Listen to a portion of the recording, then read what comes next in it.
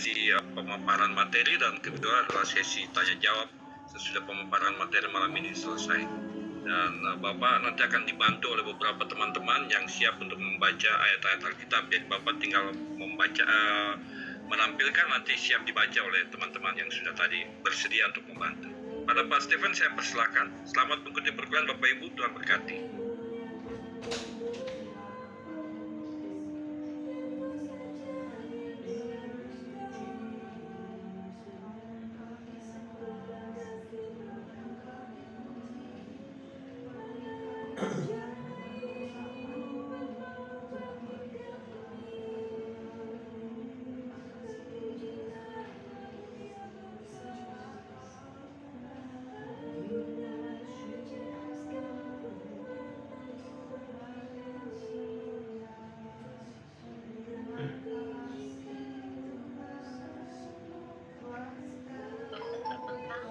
Terbentar ya? Iya, bentar beliau.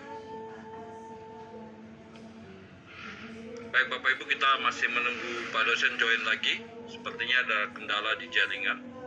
Semoga cepat teratasi dan kita bisa lanjut kuliah. Kayaknya memang harus dapat satu lagu pujian ini Pak Andrea. Ya, sebentar YouTube aja ya.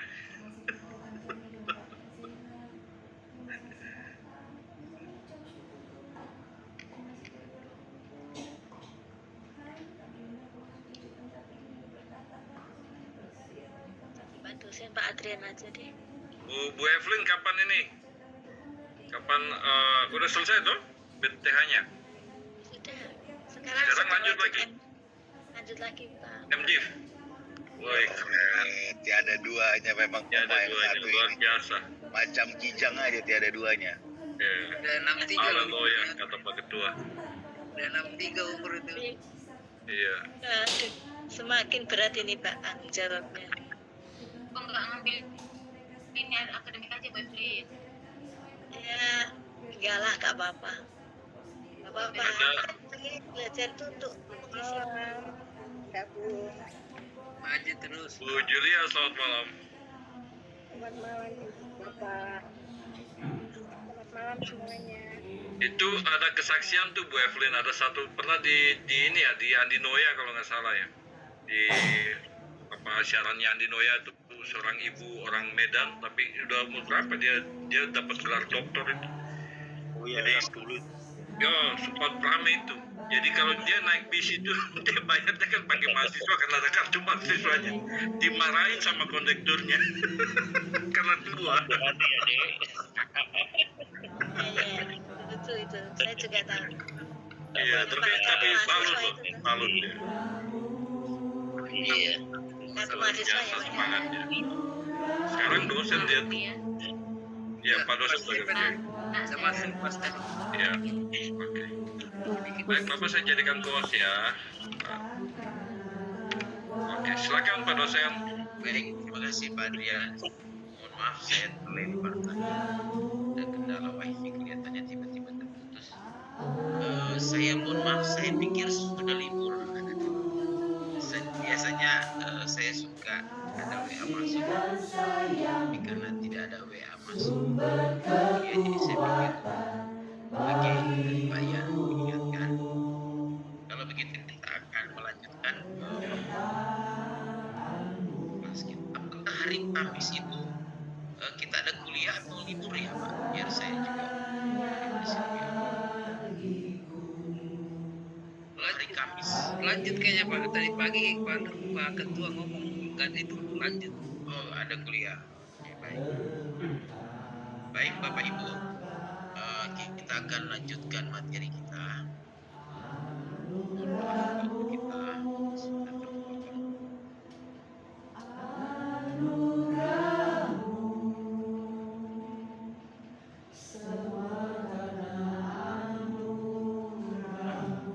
Oke, kita akan membahas tentang ordonansi dalam gereja. Kemudian yang kedua di dalam misiologi kita tiba pada pembahasan mengenai ordonansi. Apa maksudkan ordonansi. Ordonansi itu dipahami sebagai peraturan yang ada dalam gereja yang tidak mengandung arti pemberian anugerah. Salah ya. Jadi ordonansi itu dipahami sebagai peraturan yang ada dalam gereja yang tidak mengandung makna pemberian anugerah, tetapi dipahami sebagai sesuatu yang anugerah itu berkaitan dengan keselamatan. Jadi kalau kita bicara tentang keselamatan, maka kita memahami keselamatan itu adalah sebuah anugerah yang diterima melalui iman. Terminologi ordonansi itu dipakai untuk menunjuk peraturan yang ada dalam gereja yang tidak mengandung makna pemberian anugerah, tetapi merupakan suatu lambang. Dan sinonim dari ordonansi itu adalah sakramen. Jadi istilah lain yang digunakan dan yang sangat populer itu adalah sakramen. Nah, ada perbedaan penggunaan terminologi baik ordonansi maupun dari sakramen. Biasanya gereja Katolik dan beberapa gereja Kristen yang lainnya, yaitu gereja Protestan, itu lebih memilih istilah sakramen daripada ordonansi atau peraturan dalam gereja. Nah, sakramen ini berasal dari kata Yunani sakramentum yang berarti sesuatu yang dikhususkan sebagai yang sakral atau yang menjadikan sakral. Jadi kalau kita bicara sakramen, maka itu kita sedang berbicara sesuatu yang sakral. Gitu ya. Nah, istilah sakramentum ini digunakan untuk mengembangkan kata Yunani misterium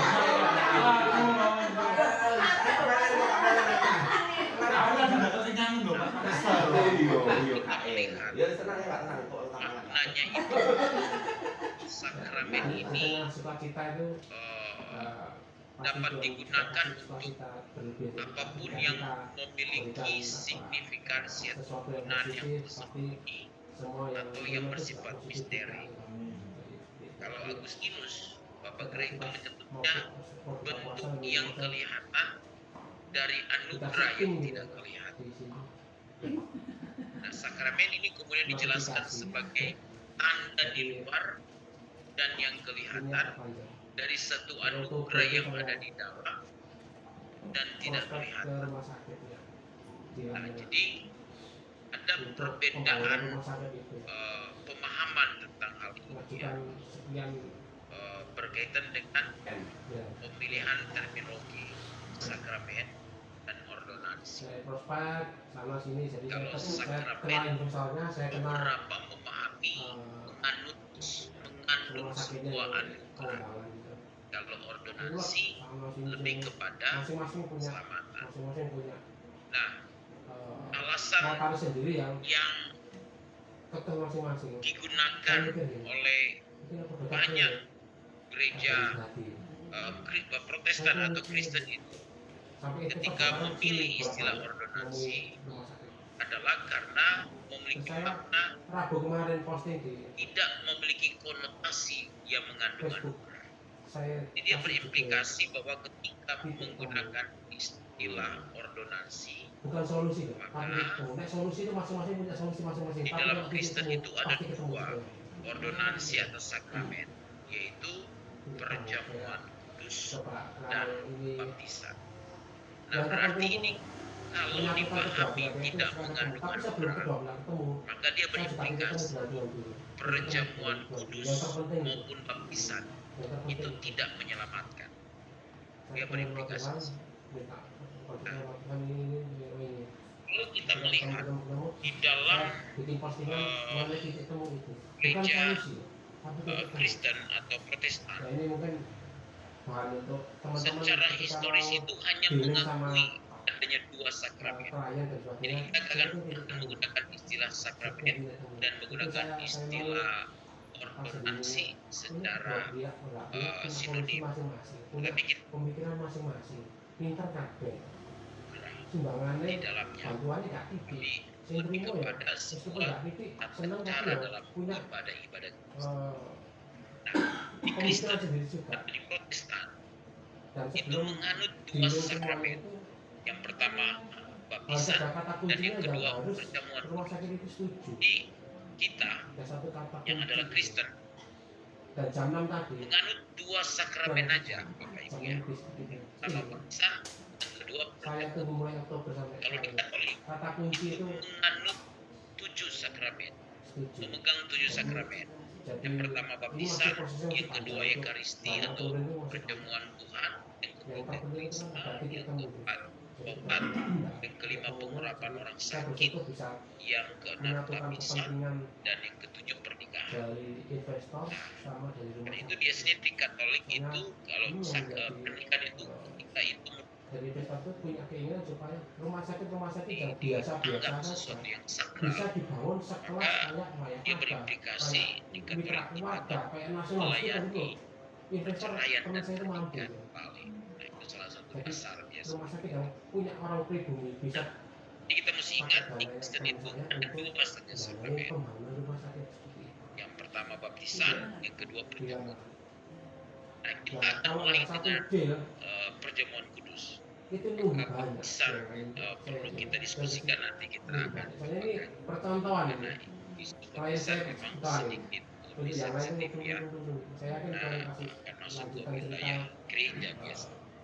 Nah, tapi kalau kita misalnya memahami sakramen tidak mengandung makna pemberian anugerah, maka sakramen tidak menyelamatkan. Yang menyelamatkan itu adalah ketika seseorang percaya dan menerima Yesus sebagai Tuhan Juru Selamat pribadi.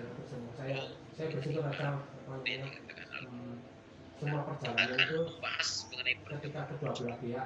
Nah, ordonansi atau peraturan ini ada beberapa nama kalau kita melihat di dalam Alkitab ataupun di dalam tradisi-tradisi gereja yang ada. Yang pertama, ini disebut juga dengan perjamuan Tuhan.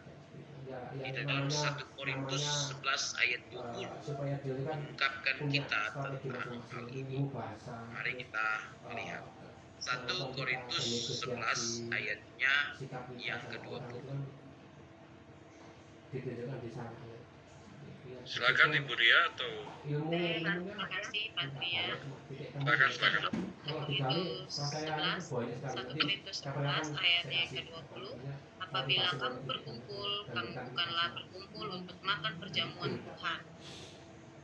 Ya, terima kasih Bu. Nah, jadi itu ada istilah perjamuan Tuhan menuju kepada sakramen perjamuan kudus. Yang lain menggunakan terminologi perjamuan suci. Nah, di Alkitab menuju kepada perjamuan Tuhan. Nah, di dalam Kisah 2 ayat 42 seringkali itu diinterpretasikan bahwa memecahkan roti itu adalah juga pada perjamuan ya, yang itu juga bisa menuju kepada sebuah fellowship makan bersama, tapi itu juga menuju kepada perjamuan kudus. Nah, mari kita lihat Kisah 2 ayat 42.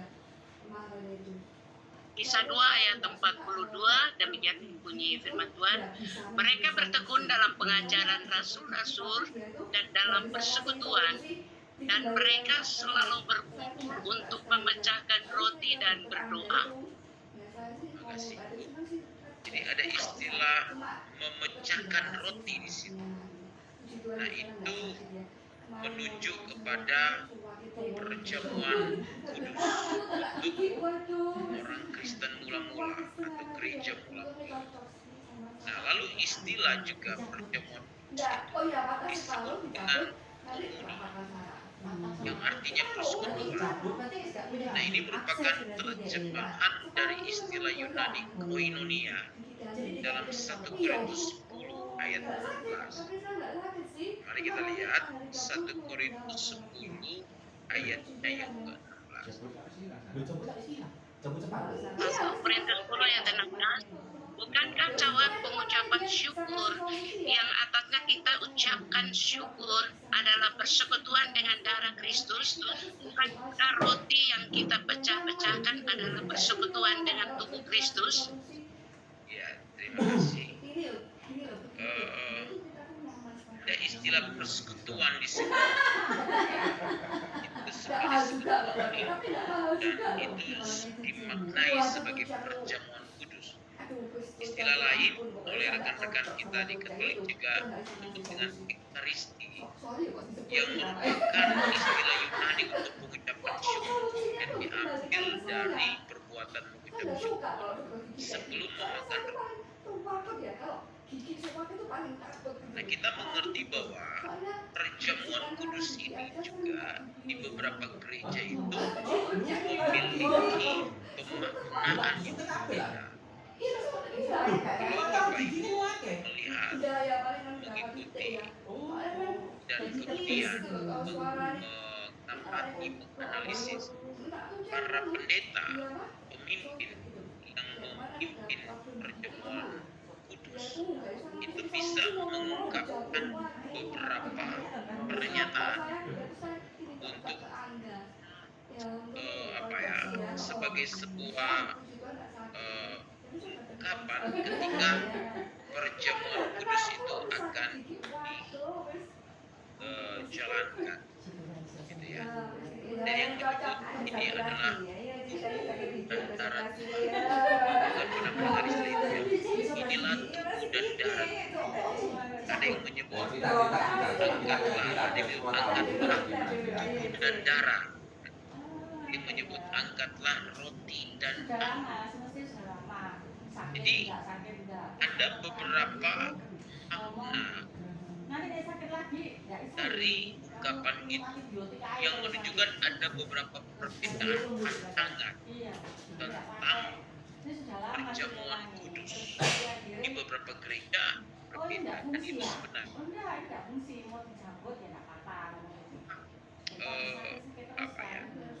sebuah pengajaran yang diajarkan mewakili berbagai gereja-gereja yang ada dengan sebuah pemaknaan yang berbeda berdasarkan penafsiran Alkitab dari teks perjamuan kudus yang berbeda-beda juga. Sekarang kita akan melihat dulu mengenai penetapan perjamuan kudus. Kenapa perlu ada perjamuan kudus dalam gereja? Kenapa kemudian perjamuan kudus menjadi salah satu sakramen, sesuatu yang dijadikan sakral di dalam tata ibadah dari orang Kristen, ya. Pertama, kita menemukan memang ada penetapan perjamuan kudus di Alkitab. Paulus menulis dalam 1 Korintus 11 ayat 23, sebab apa yang telah kuteruskan kepadamu telah aku terima dari Tuhan, yaitu bahwa Tuhan Yesus pada malam waktu Dia diserahkan mengambil roti dan seterusnya. Jadi kita menemukan di sini bahwa apa yang Paulus katakan kepada jemaat yang ada di Korintus itu adalah apa yang Paulus terima dari Tuhan. Jadi pengajaran perjamuan kudus ini itu sesuatu yang sakral yang diterima langsung dari Tuhan untuk diajarkan kepada jemaat agar jemaat boleh Nah, kisah juga tentang sejarah penetapan perjamuan kudus, kalau kita periksa Alkitab, maka kita akan menemukan itu terdapat di dalam 3 Injil sinoptik, baik Matius, Markus, dan Lukas. Injil sinoptik itu adalah Injil, kitab-kitab Injil itu kan ada 4, bagi dalam 2 kategori. Pertama Injil sinoptik dan kedua Injil Yohanes. Injil sinoptik itu berasal kata sin dan optik. Sin dan optik itu punya makna melihat dengan cara yang sama. Nah, ada kita 3 kitab, itu Matius, Markus, dan Lukas, yang melihat dari cara yang sama mengenai pribadi Yesus Kristus. Di Matius, Markus, dan Lukas melihat Yesus dari sisi kemanusiaannya. Maka kalau kita temukan di dalam bukan ada silsilah Yesus di situ. Itu menunjukkan bahwa Yesus adalah manusia yang sejati. Sedangkan Injil menurut Yohanes itu melihat Yesus dari sisi kealahannya. Karena itu mukadimah Injil Yohanes, kejadian Yohanes pasal pertama dan seterusnya, kita tidak akan menemukan ada silsilah Tuhan Yesus di situ. Kita akan menemukan dimulai dengan sebuah pernyataan. Pada mulanya adalah firman. Firman itu bersama-sama dengan Allah, dan firman itu adalah Allah. Melihat Yesus dari sisi kealahan. Nah, kita kembali ke perjamuan kudus. Di Injil sinoptik ini juga menulis tentang bagaimana Yesus telah menetapkan, Tuhan Yesus Kristus menetapkan perjamuan kudus. Kita lihat dalam Matius 26 ayat 26 sampai 28. Kemudian Markus kita akan baca yang ini. Markus 14 ayat 22 sampai 24. Lukas 22 ayat 17 sampai 20. Matius pasal 26 ayat 6 sampai dengan 28, ya firman Tuhan. Dan ketika penetapan perjamuan malam, dan ketika mereka sedang makan, Yesus mengambil roti, mengucap berkat, memecah-mecahkannya, lalu memberikannya kepada murid-muridnya dan berkata, ambillah, makanlah, inilah tubuhku. Sesudah itu ia mengambil cawan, mengucap syukur, lalu memberikannya kepada mereka dan berkata, minumlah semua dari cawan ini. Sebab inilah darahku, darah perjanjian yang ditumpahkan bagi banyak orang untuk pengampunan dosa. Baik, kita ke Markus. Pasal 14 ayatnya yang ke-22 sampai dengan 24, penetapan perjamuan malam. Dan ketika Yesus dan murid-muridnya sedang makan, Yesus mengambil roti, mengucap berkat, memecah-mecahkannya, lalu memberikannya kepada mereka dan berkata, ambillah, inilah tubuhku. Sesudah itu ia mengambil cawan, mengucap syukur, lalu memberikannya kepada mereka, dan mereka semuanya minum dari cawan itu. Dan ia berkata kepada mereka, inilah darahku, darah perjanjian yang ditumpahkan bagi banyak orang. Kita ke Lukas sekarang.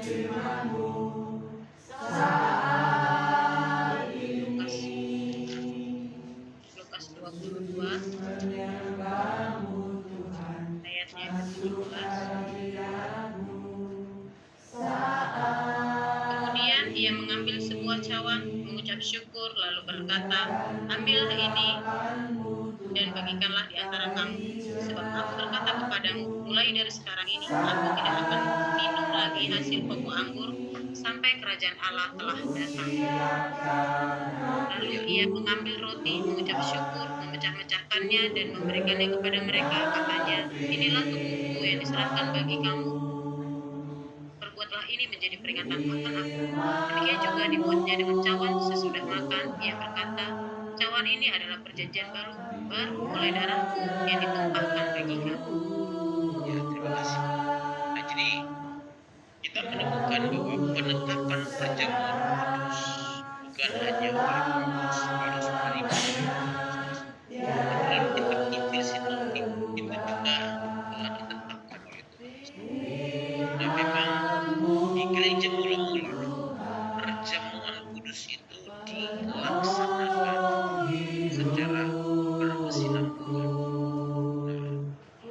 menemukan bahwa perjamuan kudus ini merupakan bagian yang penting dari gereja mula-mula yang ada di Yerusalem.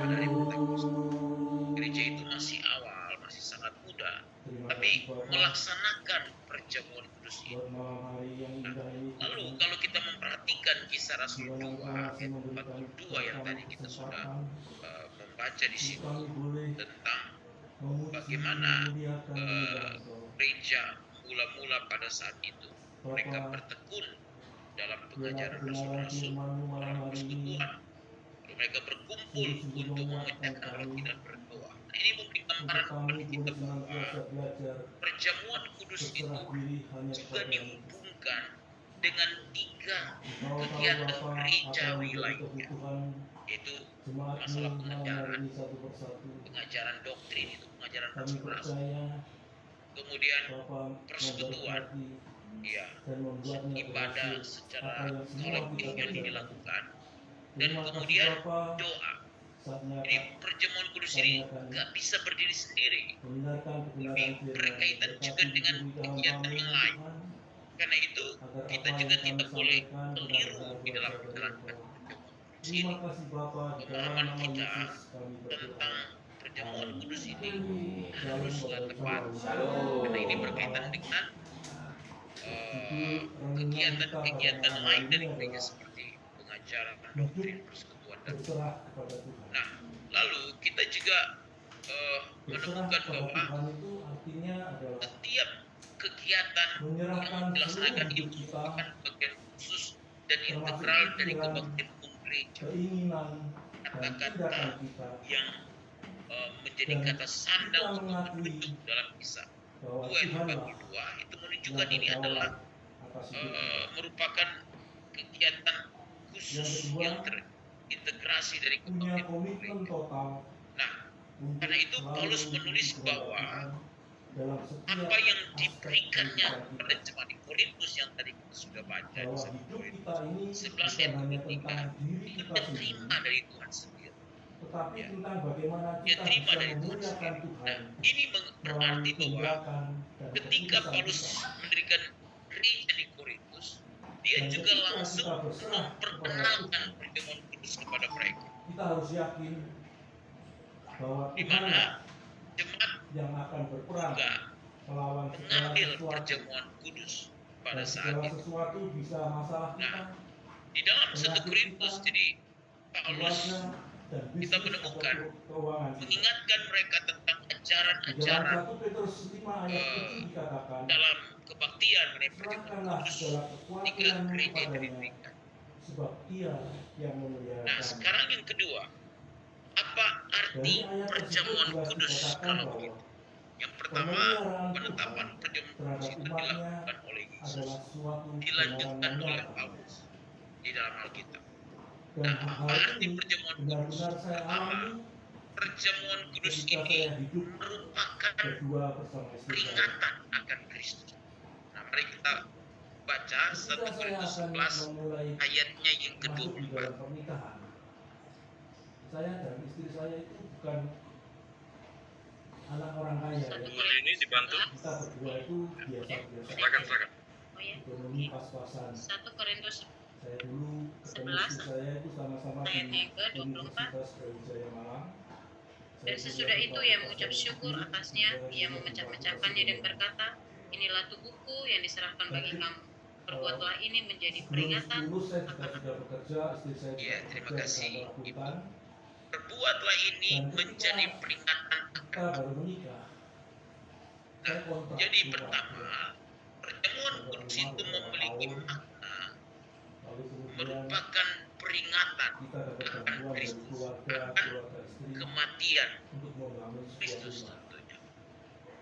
Nah, ini bukan sekedar Dari peringatan tentang Yesus pernah mati di kayu salib sebagai seorang yang mati syahid, misalnya begitu yang kita berdosa, tidak ada salah, lalu kemudian disalibkan. Tetapi ini juga peringatan bahwa Kristus itu sebagai pribadi yang hidup, karena kita tidak bisa memisahkan antara kematian dan kebangkitan Kristus. Injil itu bicara tentang Yesus yang mati, dikuburkan, dan Dan dibangkitkan. ketika Menurut 1 Korintus 15 saatnya ayat 1 sampai 4. anak-anak saya itu Di Injil menyangkut hal yang itu, pertama Kristus mau yang mati dikuburkan dan kemudian dibangkitkan. saya menyatakan Jadi kepada anak saya, kita memperingati bukan hanya Yesus Papa yang dan mati, Mama tapi tidak juga bisa Yesus memberikan yang hidup. Dewi itu Karena itu harta warisan sangat atau penting bahwa harta orang-orang kita yang percaya akan sama pada yang penting Papa bisa gereja mula-mula memperlakukan itu kamu berkumpul setara pada hari dengan pertama setiap minggu, Papa dan Mama. yaitu pada hari kebangkitan, S1. untuk memecahkan roti bersama. Semua. Nah, mari kita lihat di Kisah Rasul 20 ayatnya yang ke-7. Berangga itu, yang kedua itu kuliah di apa itu teknologi pangan. Kisah 20 ayat yang ke-7. Pada hari pertama dalam minggu itu, ketika kami berkumpul untuk memecah-mecahkan roti, Paulus berbicara dengan saudara-saudara di situ karena ia bermaksud untuk berangkat pada keesokan harinya. Pembicaraan itu berlangsung sampai tengah malam. Ya, terima kasih. Nah, jadi gereja mula-mula melaksanakan perjamuan kudus pada setiap minggu, yaitu pada hari kebangkitan. Nah, kalau kita mengajukan pertanyaan, kenapa sih orang Kristen beribadahnya pada hari Minggu? Tapi saya percaya. Kenapa lalu orang Yahudi ibadahnya kan hari Sabtu sebagai Sabat? Saya percaya bahwa Tuhan itu Nah, akan jawabannya adalah ibadah orang Kristen itu pada hari Minggu karena untuk merayakan Yesus yang bangkit dari antara orang mati. Gitu ya. Jadi Yesus bangkit pada hari pertama minggu ini. Nah, para murid yang adalah para rasul itu kan dulu mereka seorang Yahudi yang beribadah pada hari Sabtu. Tapi mereka mengubah hari ibadah mereka menjadi hari pertama, yaitu minggu, karena Sabat itu hari ke-7 bagi orang Yahudi. Maka itu merupakan persetujuan Tuhan bahwa ibadah hari pertama yaitu hari Minggu karena untuk merayakan Yesus yang telah bangkit dari antara orang mati. Nah, karena itu esensi ibadah Kristen adalah sebuah perayaan terhadap kebangkitan Yesus dari antara orang mati. Nah, di gereja mula-mula mereka merayakan itu dengan juga perjamuan suci. Nah, Yesus harus diperingati sebagai pribadi yang hidup dan senantiasa hadir di antara umatnya. Matius 28 ayat 20 memberitahu kita bahwa ketahuilah, aku akan menyertai kamu senantiasa sampai kepada akhir zaman. Ayat itu populer ya, jadi saya. Jadi, ketika kita diberitahu Yesus akan menyertai kita sampai pada akhir zaman, makna kata menyertai itu dalam makna secara makna arti dalam teks aslinya mengandung makna Yesus berada di samping kita dan kita pernah tinggalkan dia. Nah, itu sebenarnya makna menyertai. Nah, yang kedua, apa makna perjamuan kudus? Perjamuan kudus itu adalah tanda perjanjian baru. Tanda perjanjian baru itu adalah cawan. Cawan ini melambangkan darah yang dicurahkan oleh Tuhan, ya, untuk mengesahkan perjanjian baru itu. Karena itu di dalam 1 Korintus 11 ayat 25, mari kita baca 1 Korintus 11 ayat 25. Ayat 25.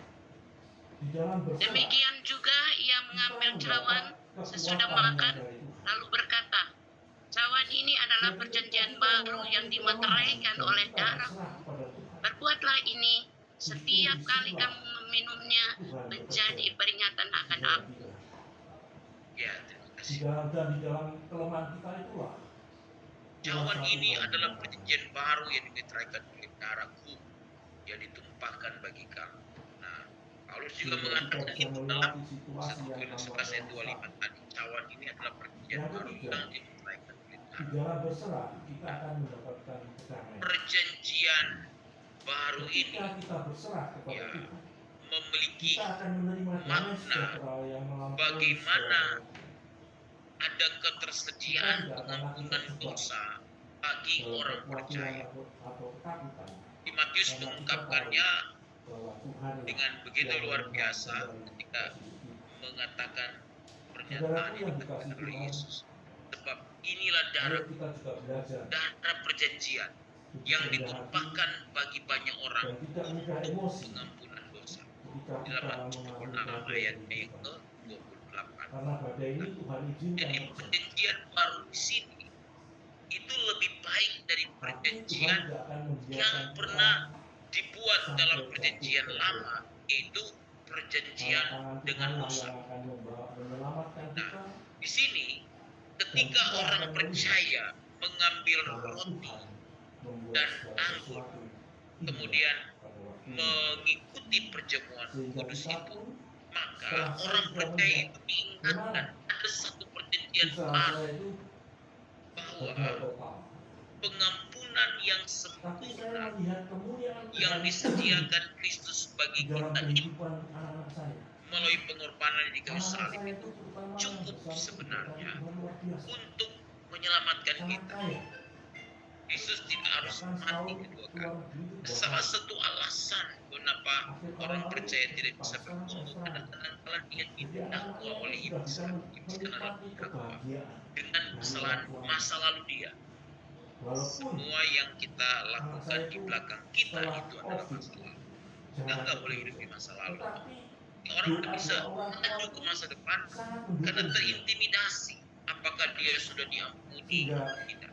apapun yang kita Perjamuan kerjakan, kalau kudus kita itu memuliakan adalah tanda nama Tuhan, perjanjian baru bahwa Tuhan tidak akan meninggalkan. pengampunan dosa itu disediakan bagi orang percaya melalui pengorbanan istri kayu salib. Sehingga ketika kita percaya kepada Yesus, seperti yang dikatakan oleh Yohanes 1:12, kita menjadi anak Allah, dan sebagai anak Allah di 1 Yohanes 1:9 memberitahu kepada kita, jika kita mengaku dosa kita, maka Dia adalah setia dan adil. Dia akan mengampuni segala dosa kita dan menyucikan kita dari segala kejahatan. Jadi perjamuan kudus adalah perjanjian baru untuk mengingatkan kepada kita kematian Yesus di kayu salib itu adalah menyediakan pengampunan yang sempurna kepada kita yang datang. Nah, yang ketiga, perjamuan kudus itu adalah untuk mengumumkan kematian Kristus. Makna perjamuan kudus itu sebuah konfes kita bahwa Kristus sudah mati di kayu salib bagi kita sekalian.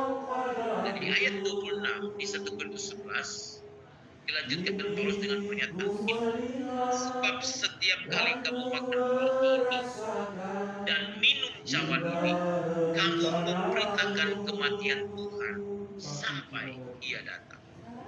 Jadi pada saat orang percaya berkumpul dalam perjamuan kudus itu, ya, maka itu memiliki makna tentang peringatan bahwa Kristus telah mati di kayu salib. Tapi itu juga mengandung makna secara aktif. Kita mau mengumumkan kepada dunia bahwa Yesus itu sudah mati di kayu salib. Kamu memberitakan kematian Tuhan. Jadi sebuah pernyataan bahwa Yesus sudah mati di kayu salib. Nah, pernyataan kematian Yesus di kayu salib itu punya makna yang luar biasa. Dan itu mengandung makna penebusan di dalam. Nah, baik fakta kematian Kristus maupun maknanya diumumkan oleh orang percaya pada saat perjamuan kudus ketika dia menerima roti dan anggur. semua cobaan yang kita alami. Lalu yang Tetapi keempat, setelah kita makna selesai perjamuan dengan kudus ini juga bagian tersebut, adalah sebuah kita profetik akan melihat mengenai kedatangan Kristus kedua kali. rencana Tuhan untuk Karena di ayat 26 dari 1 Korintus 11 yang tadi kita baca mengatakan begini, sebab setiap kali kamu makan roti ini dan minum cawan ini, bagaimana kamu kehidupan memberitakan saudara kematian ketika Tuhan awal menikah sampai Ia datang. sampai hari Jadi ini. mengandung makna Lalu eskatologis bagaimana di sini ketika saudara menghadapi bahwa masalah atau Ketika terkait kita apapun itu soal menerima roti usaha dan atau anggur, keluarga, kita bukan hanya bagaimana cara Anda mengingat mengatasi kembali dan penderitaan bagaimana Tuhan hasilnya? yang sudah Iya, mati di kayu salib bagi kita sekalian, dan bukan sekedar kita mungkin bisa dimulai mengkonfes, dari memberitakan kepada dunia bahwa Yesus sudah mati di kayu salib, tapi ini juga punya makna mengingatkan kita bahwa Dia mengingatkan kita tentang kedatangan Yesus yang Padahal pertama. semojok loh sana. Jadi kita bukan hanya melihat belakang bahwa Yesus sudah mati bagi kita, tapi kita melihat Saya ada ide. tentang kedatangannya Bantu untuk pukul lah. menjemput kita orang percaya dalam sebuah peristiwa manusia atau pengangkatan gereja atau rapture yang mulai kita kenal, bahwa perjamuan kudus itu mengingatkan nanti kita akan menerima pengenalan Yesus akan datang kembali. Nah, pada perjamuan terakhir Yesus mengatakan kepada murid-muridnya di Matius 26 ayat 9, "Tapi dari sekarang aku tidak akan minum lagi hasil pokok anggur itu sampai pada hari yang aku minum, yaitu yang baru bersama-sama dengan kami dalam kerajaan Bapa." Ini peristiwa kedatangan Tuhan yang membawa kita kita masuk dalam kerajaan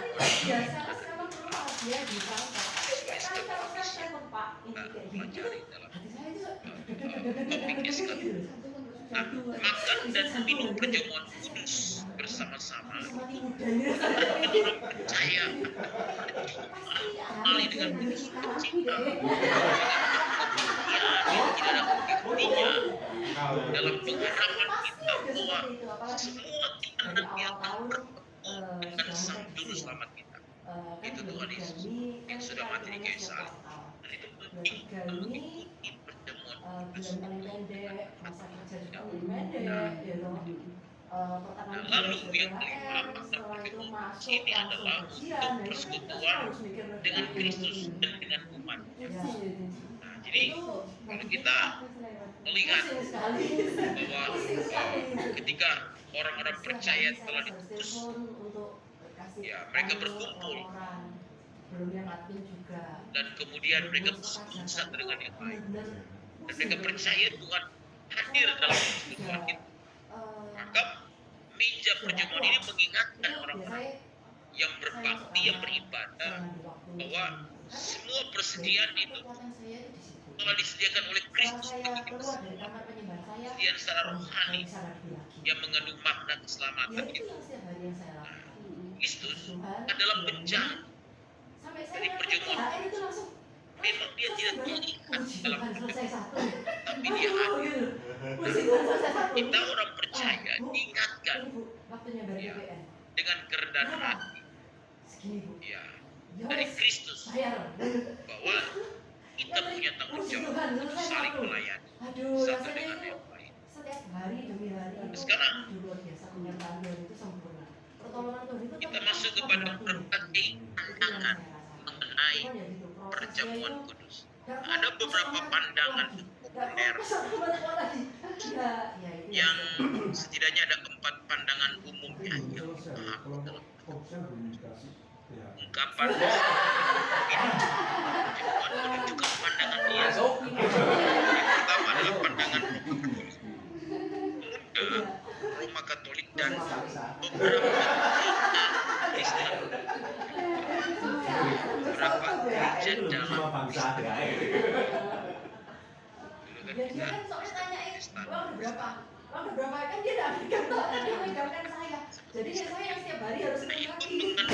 menganut pandangan ini dengan pandangan transubstansiasi. Oh, nanti saya terakhir aja. Perjamuan kudus pandangan pertama transubstansiasi, artinya transubstansiasi itu suatu perubahan dari substansi. Intinya adalah begitu, roti dan anggur yang dan kita makan, maka secara substansi dia berubah menjadi tubuh dan darah Kristus yang sebenarnya. Jadi roti dan anggur itu bukan lambang dalam pandangan kita. Roti dan anggur itu benar-benar berubah ketika kita makan menjadi tubuh dan darah Tuhan. Nah, itu disebut dengan transubstansiasi. Transubstansiasi. Jadi secara karakteristik kita masih memegang unsur-unsur yang sama dari sisi sentuhan, rasa, baunya tetap sama, roti dan anggur itu. Tetapi dimaknai itu adalah tubuh dan darah Tuhan dan telah berubah secara substansi. Nah, inilah transubstansiasi. Pandangan dalam perjamuan kudus yang memahami roti dan anggur itu benar-benar berubah menjadi tubuh dan darah Tuhan. Nah, biasanya para pemimpin perjamuan kudus akan meminta jemaatnya untuk mengatakan, angkatlah dan darah. Inilah tubuh dan darah Tuhan. Nah, jadi ungkapan ini menunjuk kepada pemahaman transubstansiasi. Walaupun bisa jadi orang yang memimpin perjamuan kudus itu tidak tahu bahwa itu makna transubstansiasi. Bisa jadi mungkin tidak paham ya, tidak tahu ini transubstansiasi. Tapi ketika kita mengatakan inilah tubuh dan darah Tuhan, adalah tubuh dan darah Tuhan, nah berarti kita menganut dengan transubstansiasi. Artinya roti dan anggur itu benar-benar berubah menjadi tubuh dan darah Tuhan.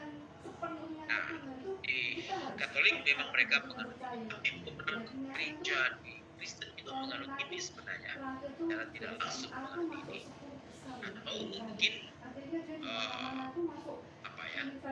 secara ungkapan ini diungkapkan, tapi secara makna dipahami secara berbeda. Bisa jadi itu juga seperti itu.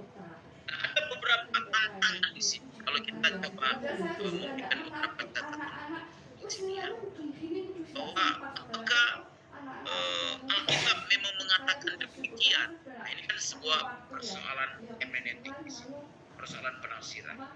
Nah, kalau kita kemudian menganalisis, maka kita akan menemukan begini. Yang pertama, Kristus hadir ketika ia mengatakan bahwa unsur-unsur itu adalah tubuhnya dan darah. Jadi waktu Yesus berkata kepada murid-muridnya, inilah tubuh dan darah. Sebenarnya itu sebuah metafora, itu sebuah kata-kata kiasan. Inilah tubuh. Ini bersifat metafora. Ini mengandung makna, ini mewakili tubuh. Sebenarnya begitu. Nah, lalu Yesus sendiri berkata bahwa memakan tubuhnya dan meminum darahnya itu berarti datang kepadanya dan percaya kepadanya. Jadi ketika Yesus katakan makan tubuhku dan minum darahku, itu punya makna sebenarnya orang-orang itu yang mendengar itu harus datang kepada Yesus dan percaya kepada Yesus. Nah, mari kita lihat beberapa ayatnya yang mendukung. Yohanes 6 ayat 35. Yohanes 6 ayatnya yang ke-35. Kata Yesus kepada mereka, akulah roti hidup, barang siapa datang kepadaku, ia tidak akan lapar. Ia tidak akan lapar lagi, dan barang siapa percaya kepadaku, ia tidak akan haus lagi. Ya, mari kita bandingkan selanjutnya dengan ayat 53 sampai 58 masih dalam Yohanes 53 sampai dengan 58. Ada saya? Ya. Maka kata Yesus kepada mereka, aku berkata kepadamu, sesungguhnya jikalau kamu tidak makan daging anak manusia dan minum darahnya, kamu tidak mempunyai hidup di dalam dirimu. Barang siapa makan dagingku dan minum darahku, ia mempunyai hidup yang kekal, dan aku akan membangkitkan dia pada akhir zaman. Sebab dagingku adalah benar-benar makanan dan darahku adalah benar-benar minuman. Barang siapa makan dagingku dan minum darahku, ia tinggal di dalam aku dan aku di dalam dia. Sama seperti Bapa yang hidup mengutus aku, dan aku hidup oleh Bapa. Demikian juga barang siapa yang memakan aku akan hidup oleh aku. Inilah roti yang telah turun dari sorga, bukan roti seperti yang dimakan nenek moyangmu, dan mereka telah mati. Barang barang siapa makan roti ini, ia akan hidup selama-lamanya. Ya, terima kasih. Nah, di ayat 35 Yohanes 6 itu ketika Yesus mengatakan bahwa barang siapa, dia berkata, akulah roti hidup. Barang siapa datang kepadaku, ia tidak akan lapar lagi. Kalau dilanjutkan dengan barang siapa percaya kepadaku, ia tidak akan haus lagi. Jadi ketika Yesus memberitahu mereka, makanlah tubuhnya dan minumlah darahnya, bukan berarti dalam pengertian literal, makan tubuh dan minum darah, tapi punya makna datang kepada Yesus dan percaya pada Yesus, maka akan beroleh hidup yang kekal. Kira-kira begitu konteksnya. Nah, lalu kalau misalnya ide untuk benar-benar makan daging manusia dan minum darah manusia ini betul-betul itu menunjukkan pada Yesus punya tubuh dan darah ini direalisasikan, tentu bagi orang Yahudi ini sesuatu yang sangat menjijikkan, karena orang Yahudi itu bereaksi sangat keras kalau minum darah. Itu dianggap sebagai perbuatan yang dilarang keras, jadi dilarang keras, gitu ya.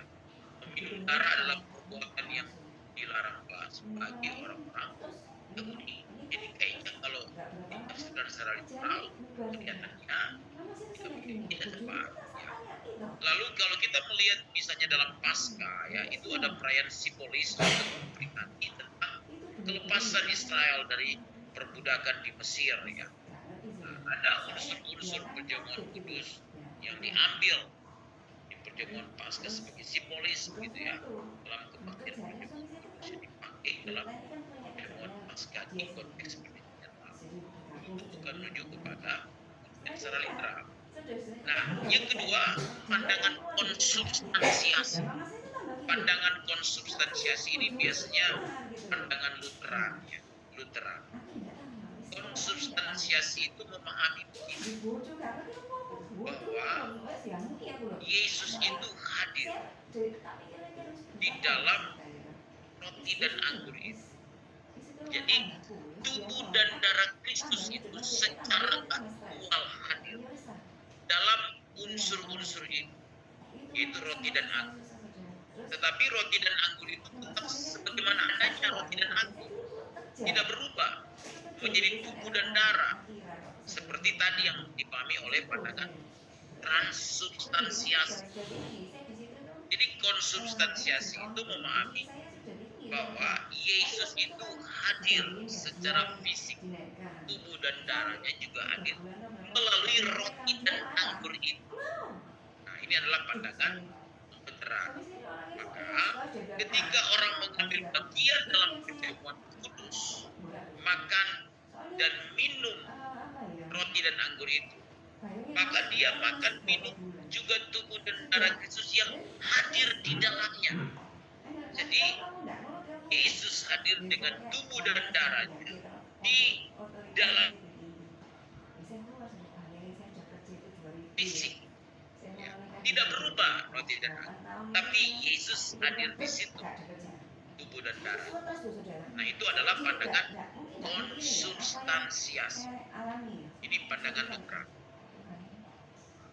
Nah, konsubstansiasi juga dimaknai begini, bahwa setelah pengucapan berkat dalam doa, jadi hakikat tubuh dan darah Kristus itu hadir setelah roti dan anggur itu didoakan, maka Yesus hadir, ya, oleh tubuh dan darahnya. Dia menyatu dengan roti dan anggur itu, sehingga ketika kita makan roti dan anggur, kita juga mengalami kehadiran Yesus secara fisik. Nah, Martin Luther menggambarkan hal ini dengan menyatakan bahwa hal itu seperti panas. Dianalogikan seperti panas yang memasuki sebatang besi yang ditempatkan dalam api. Jadi tetap besi, tapi kita bisa merasakan panas. Nah, yang ketiga adalah pandangan Calvinis, Reform, begitu ya.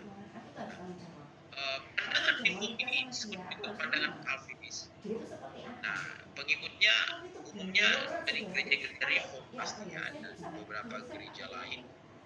Nah, jadi memahami begini, bahwa kehadiran Kristus, ya secara harafiah dalam pengertian apapun, ya di dalam pemahaman dari Calvinis tidak ada, tetapi lebih kepada kehadiran secara spiritual. Jadi Yesus bukan hadir secara fisik di situ, di roti dan anggur, ya, seperti pandangan konsubstansional tadi. Tapi Yesus hadir secara spiritual, secara rohani, sehingga kehadirannya secara rohani dapat dinikmati dalam pribadinya secara utuh, ya, termasuk di dalam tubuh maupun darah, roti dan anggur. Jadi kehadirannya lebih kepada kehadiran secara spiritual. Ya, kalau Lutheran kehadirannya secara fisik. Nah, itu perbedaannya di sini. Nah, yang keempat itu adalah pandangan memorial. Nah, ini juga dipopulerkan oleh reformator yang ada, yang Zwingli awalnya. Ya, dan ini banyak yang menganut pandangan. Nah, ini yang sedikit berbeda dengan pandangan Calvinis. Ya, sedikit berbeda. Tidak hadir secara spiritual. Nah, kalau pandangan memorial ini lebih pada perjamuan kudus itu untuk mengingat penderitaan Tuhan 2000 tahun yang lalu. Ini sebagai memorial untuk mengingat penderitaan Tuhan 2000 tahun yang lalu. Jadi ketika kita mengangkat roti dan anggur dan berdoa, maka kita mengingat kembali penderitaan Tuhan 2000 tahun yang lalu dan dipersekutukan dengan roti dan anggur itu sebagai pengingat bagi jemaat bahwa Kristus sudah mati di kayu salib 2000 tahun yang lalu, mengorbankan dirinya bagi kita. Nah, itu adalah pandangan memorial. Nah, jadi pandangan memorial ini secara esensial, peti dan cawan itu hanyalah bersifat figuratif, sebagai lambang saja. Ini adalah peringatan dari kematian Kristus. Kita mengangkat roti dan anggur, kita memperingati Yesus yang sudah mati di kayu salib. Bahwa Yesus hadir secara spiritual itu diakui dalam iman. Nah, tetapi lebih kepada mengingat penderitaan Tuhan. Pandangan memorial ini menekankan bahwa partisipan mendemonstrasikan iman dalam kematian Kristus melalui aktivitas simbolik dalam perjamuan. Jadi perjamuan kudus itu adalah sebuah lambang kita mengingat penderitaan Tuhan 2000 tahun. Nah, dukungan-dukungan ayat yang memang menjadi rujukan dalam kitab suci. Misalnya kita diminta untuk memperingati kematian Kristus di dalam perjamuan kudus. Mari kita baca lagi 1 ayat 24 sampai 25. Lagi yang basket, yang sepak bola, yang badminton, terus teman-teman yang apa namanya reuni itu, terus ada teman-teman reuninya itu yang kecantol gitu, saudara. Kok ya selamat tidak kecantol. Silakan dibantu ibu-ibu 1 Korintus 11 ayat 24-25. Ya mungkin tak kata wetok, kata lanang.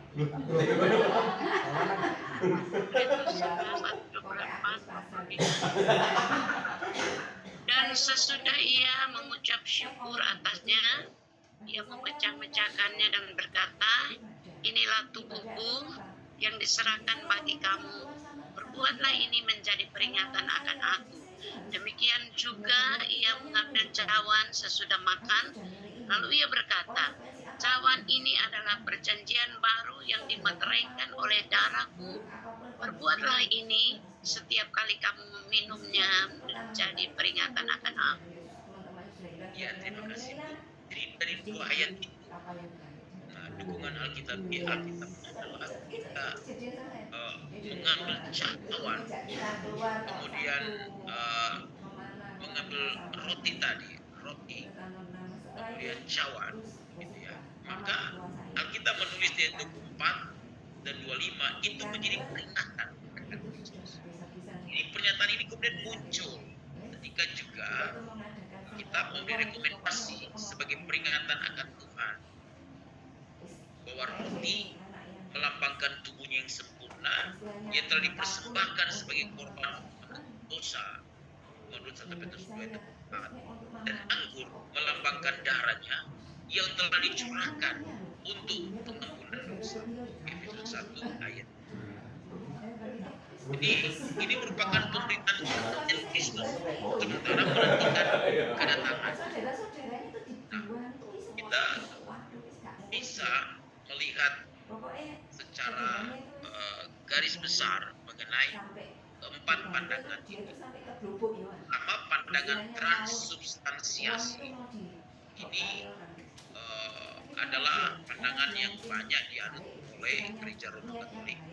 Beberapa gereja di dalam beberapa aliran ya, beberapa gereja aliran itu menganut ini sebenarnya secara tidak langsung, apakah disadari atau tidak, ketika mengatakan inilah tubuh dan darah tubuh Tuhan dan darah Tuhan. Nah, jadi roti dan anggur itu dipahami dalam pandangan transubstansiasi berubah menjadi tubuh dan darah Kristus. Nah, apa kegunaan menerima? Ya, jadi memahami tentang bagaimana Kristus yang sedang dikorbankan dalam perjamuan kudus. Lalu konsubstansiasi banyak dikubur oleh gereja-gereja Lutheran. Nah, memahami roti dan anggur itu, ya, itu berisi tubuh dan darah Kristus yang benar-benar lahiriah ya, begitu ya. Roti dan anggur tetap sama, dalam roti dan anggur itu ada tubuh dan darah secara lahiriah. Nah, jadi signifikansinya, manfaatnya, ini orang percaya menerima pengampunan dosa, konfirmasi atas imannya dari. Lalu pandangan yang ketiga itu adalah pandangan reform gereja Presbyterian. Itu memahami bahwa Kristus itu hadir secara spiritual melalui perjamuan kudus itu, tidak secara fisik, tapi secara spiritual, secara rohani dia hadir melalui roti dan anggur itu. Nah, untuk meneguhkan iman yang ada dari orang. Dan yang keempat itu adalah pandangan memorial. Nah, ini banyak dianut oleh gereja lain, Baptis, dan beberapa gereja Injili, dan beberapa aras gereja. Bapak bisa melakukan survei penelitian. Kira-kira di gereja Bapak menganut apa? Meneliti lebih lanjut. Silakan diteliti di gereja masing-masing. Menganut apa nih? Menganut pandangan apa? Walaupun mungkin tidak dipahami, tapi kita bisa mengklasifikasikan. Maksudnya, walaupun mungkin tidak dipahami oleh pemimpin pertemuan suci, tapi sebenarnya itu ungkapan dalam doa itu menunjukkan menganut pandangan. Nah, memorial itu memahami bahwa Kristus tidak hadir baik secara fisik, baik juga secara spiritual, tetapi lebih kepada bagaimana mengingat, memperingati pengorbanan Kristus di kayu salib. Ini empat pandangan dalam pertemuan kudus. Kita berhenti di sini dulu. Saya kembalikan Pak Adrian. Baik, terima kasih Bapak dosen. Bapak Ibu, kita masih punya waktu 7 menit untuk sesi tanya jawab. Saya buka kesempatan untuk satu orang atau dua orang penanya. Silakan raise hand Bapak Ibu. Putaran tentang perjamuan kudus. Oke, Pak Yan, silakan langsung. Terima kasih Pak Adrian.